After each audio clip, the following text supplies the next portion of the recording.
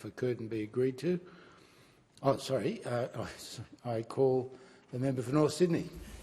Thank you, Deputy Speaker. Minister, I rise to support the amendments as moved by the member of Curtin. I think they are infinitely reasonable, and I've listened very closely to your answer as you've responded to those amendments. There are 2 points I would like to offer back to you. Number one, my understanding of the changes and this legislation that the government has provided and the changes that the member for Curtin has introduced is that it is unreasonable in any work environment for any employer to have one of their employees have unlimited access to training that the employer has not bought into, does not believe is in the best interest of their business.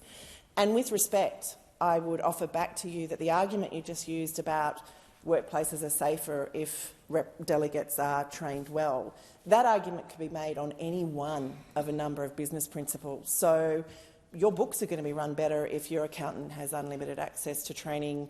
Your workplace is going to be safer if your employees have unlimited access to first aid training.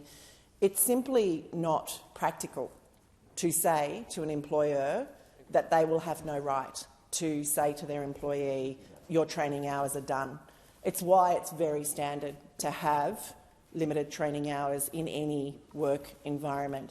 Responsible employers dedicate part of their budget to ensure their employees are trained. In my experience, that's anywhere up to 3% of their operating budget will be dedicated towards employee training.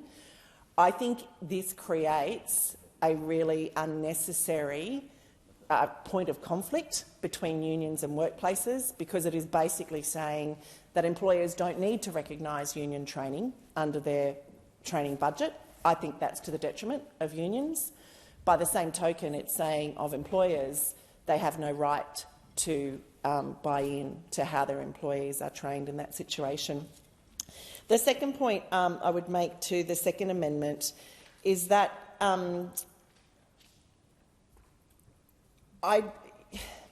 what is to stop? So who is the cop here that is actually making sure that a union delegate isn't just invoking, I believe there's a case for underpayment, so I'm going to turn up? Who's going to stop that?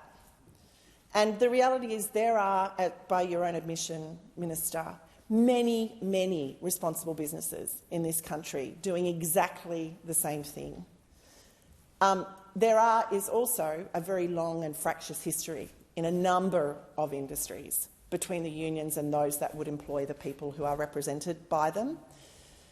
Extending this power into some of those industries, and I would include the construction industry here, is incredibly problematic and has the potential to actually inflame situations on a work environment. So again, with respect, I think there's 2 pieces to this argument. Number one, if the union delegate believes there is a case of underpayment, why it would not be the case that the union delegate doesn't at least have to go and get the Fair Work Commission's approval before they go in, would be my first question. And secondly, even if they did go in and then found that, as you described, there'd been a manipulation of circumstance, doesn't that in effect actually equate to the destruction of evidence? And therefore, isn't that right already there for them in terms of believing that a manipulation of work environment would be the equivalent of a destruction of evidence? Thank you. I thank the member.